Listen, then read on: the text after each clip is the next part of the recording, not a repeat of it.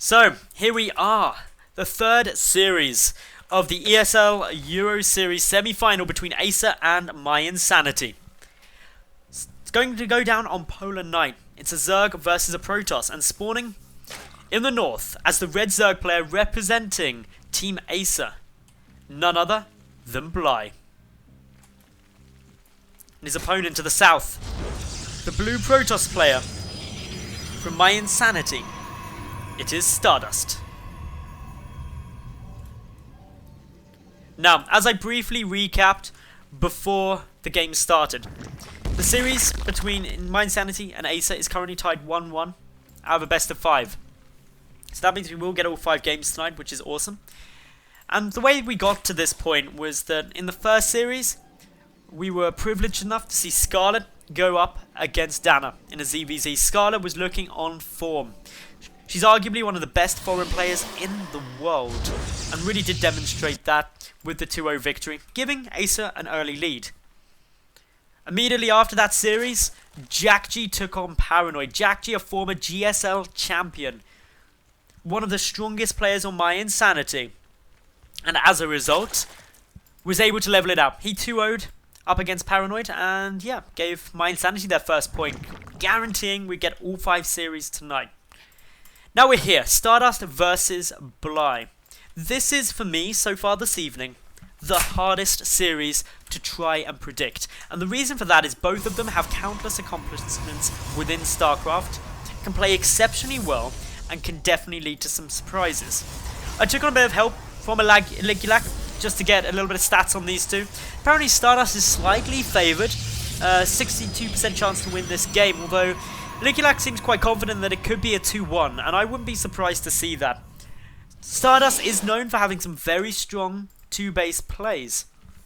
mYi, a bit more of a macro-orientated Zerg player, as many Zergs are.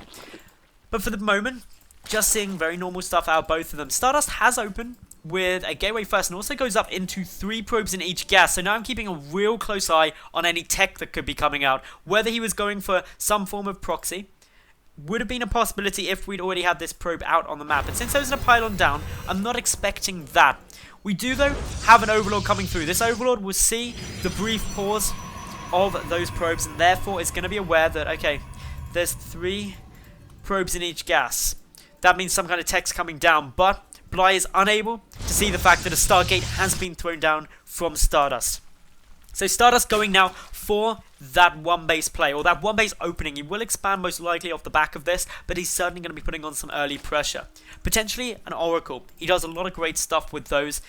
Could also be for some Phoenix to get some map control, but Voidways are also viable, so there's lots of different options and potential routes that Stardust could be taking.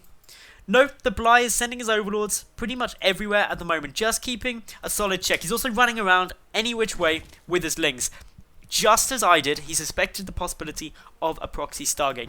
While it's not proxied and has now been seen, so mYi is aware of what's coming. What he's going to be wanting to keep an eye out for is what comes out of here.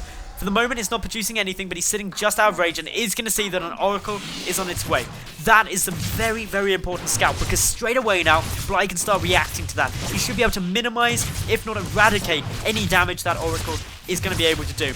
His Queen going one-on-one, up with a Stalker at the moment, the Queen getting low. And the reason Stardust is spending so much of his Stalker's health trying to weaken that Queen is because now the natural base is vulnerable to the Oracle. If the Oracle comes in, that Queen can get picked off incredibly quickly. There is no other anti-air other than the other Queen for the time being. Yes, the Oracle is on its way over. No Spore Call has started yet. They're just on their way. They will definitely aid in the defense, but the Oracle's so fast getting across Polar Night, going to be able to get in there, and mYi may take some losses. That Queen, very low on health, could get sniped off, and even if that's all that's taken out, it's a big win for Stardust. That's an inject that wasn't able to go down. Not of hurt lava production. A couple of drones getting killed too. Even though this was scouted, Stardust making this work very effectively. Retreats back now with the Oracle. This Oracle has done more than enough. 3 drone kills and a Queen down. Only 1 Queen down at the moment for mYi, reducing his injects, meaning that he's got less lava out than he would otherwise have, keeping his drone count lower. All good for Stardust, who's got his natural base up too. Adding on 3 additional gateways and also a robotics facility somewhere. There we go. So, This is all looking pretty cool for Stardust. He's slightly down in supply, but that's to be expected. The other thing though he's forced is mYi to be a tad later on his third, and also his drone count down a bit. This third base being later than normal isn't necessarily a problem, because Stardust did invest a lot in that Stargate early on, so he delayed his own natural base compared to a standard gateway expand. But this follow-up push does look a lot more scary. A lot of Lings are coming out of the field, but the Zealot's already there. A pylon is trying to be secured, and the Oracle racking up a lot of kills on those Lings. This is looking like a devastatingly effective push from Stardust. He's got to keep this pylon though. He needs those reinforcements getting in as soon as possible. Chasing down a lot of the drones as more Lings come through. The Rotoron was skipped by mYi, and that is allowing these Zealots to rampage through the natural base with no roaches there. The Zealots so powerful. Nice little use of a time warp, just aiding the protection of this pylon, and more and more and more of these Zealots are going to get warped in. Behind this, Immortal's coming through with a natural base of mYi already getting very low. mYi Insanity probably raising out of their chairs seeing this, knowing that Stardust is in a monumentally good position. And if he can keep this push going, which it is still going, then he's going to be very happy. The Oracle's still up. That's racked up 13 kills. Definitely paid for itself, aiding with a bit more damage. While some drones managed to retreat, 9 were killed. The natural base going down is what is really the critical damage, because not only is production hurt, but suddenly mYi is now on equal basis with Stardust. The pylon going down helps shut down this push. There isn't another one, so no more warpins going to be coming down for Stardust at the moment, so only these Zealots to get taken out. And I say only, there's 9 of them there. That is a significant number of Zealots to start trying to kill, even with the +1 melee attack. Nice little hold command by Stardust there, delaying many of the reinforcing Zerglings from getting up into the main, hoping to get a bit more damage done. Stardust needs to pick off that queen. If he does, the Oracle gets free reign into the main base, bar that Spore Crawler. The Zealots still getting some nice trades done. We can see resources lost. Stardust trading very cost effectively. And now with the Lings getting taken out, this is very traumatic for mYi. But mYi, while he's still taking damage, is still in this game. It's not all over yet. Stardust is quite low on his probe count, is only on 2 bases.